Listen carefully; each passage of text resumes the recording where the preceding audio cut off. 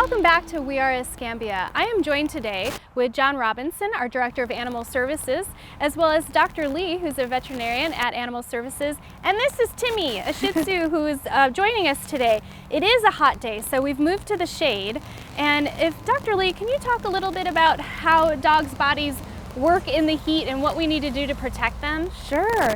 So dogs don't actually sweat, so they pant to dissipate all that heat.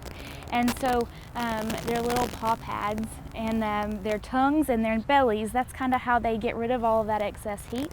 And so we need to make sure that they have plenty of fresh, cool water and plenty of shade and shelter to get in and out of the sun with.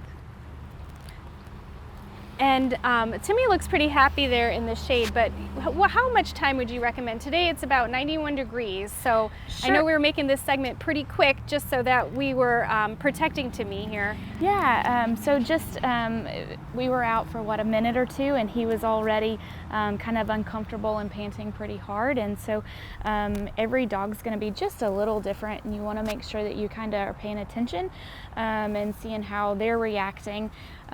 Making sure that they have the water and whatnot, and then also making sure of what the surface that they're standing on. Obviously the grass is going to be a lot cooler than if we were on the hot concrete or even the hot sand. That is great. And we were standing by a black car earlier with Ray, who is our fire and life safety educator, and he was showing us some tips to remember that you may have a child or a pet in the back of the car, such as leaving a toy on the seat next to yours. Sure. So I thought that was a really great tip that he shared with us. It is. And John, can you also let the public know how many calls do you go on typically, or what have you seen in Escambia County regarding animals who have been left in a car? Well, every year we probably a dozen or more cases that we end up doing where we end up arresting somebody for leaving their dog in a hot car.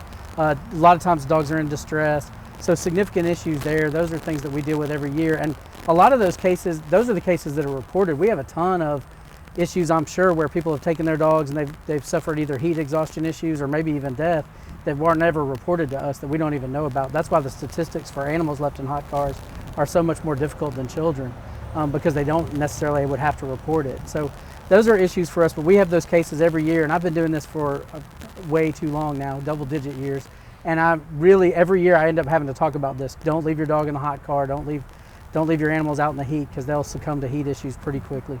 That's great. Thank you so much for the hard work that y'all do to serve the county.